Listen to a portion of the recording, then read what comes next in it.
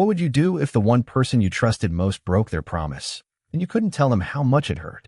This is the story of love, betrayal, and a decision I'll never forget. When I was 18, I made a decision that I thought would define my future. I didn't want children. Not because I hated them. I think kids are great. But I knew they weren't for me. I loved my independence, my body, and the freedom to live my life exactly as I wanted. When I met my husband, I was upfront. If you want kids, we shouldn't be together, I told him. He agreed wholeheartedly. He loved his work as a lawyer, and starting a family wasn't on his radar either. Together, we built a life based on mutual understanding, and for 4 years, we were happy, or at least I thought we were. But then, one little stick changed everything. 3 months ago, I found myself staring at a pregnancy test, the 2 lines burning into my mind. Positive. My first thought, no, this can't be happening. My second, what am I going to tell him? I ran to my husband, heart racing. What did we do? I asked, holding up the test. His reaction stunned me. A man who faces the horrors of criminal cases without flinching suddenly broke down. But not in fear or regret, he was crying tears of joy. I couldn't believe it. The man who once told me he didn't want children was now overjoyed. What happened to our promise? I thought. And then he said it. I didn't want kids until this. Now, it's all I want. I tried to adjust. I really did. I told myself, maybe the maternal instincts will kick in. Maybe I'll start to feel the joy he does. But every day, it got harder.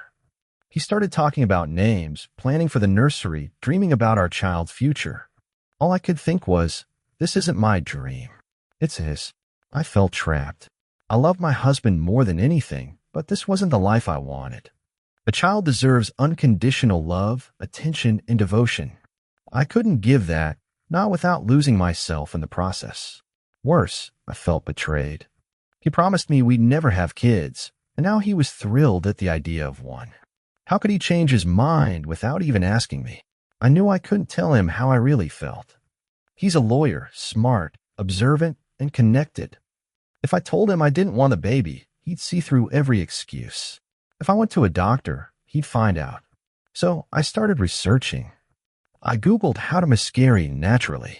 I drank every herbal tea they warned against, ate all the foods they said were dangerous, pushed my body through extreme exercise, and even started drinking alcohol when he wasn't around. Nothing worked.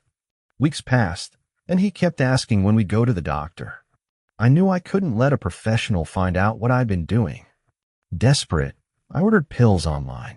The night I took them, I felt a mix of fear and relief. Hours later, I woke up to bleeding. I cleaned myself up, threw away the evidence, and popped one of his sleeping pills to knock myself out. The next morning, I woke up and pretended to cry. He held me, comforting me, telling me we'd get through it together. But inside, I felt nothing but relief. He insisted I see a doctor, but I knew I couldn't. With everything I'd taken, they'd know something was off. So I acted too distraught, too fragile to leave the house. And yet, I couldn't shake the resentment. Why was he so happy at the thought of a baby?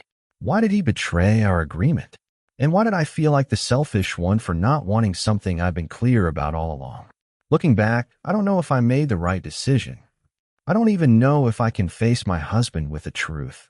But what I do know is this: a promise is supposed to mean something. And when it's broken, especially by someone you love, it leaves scars you can't see.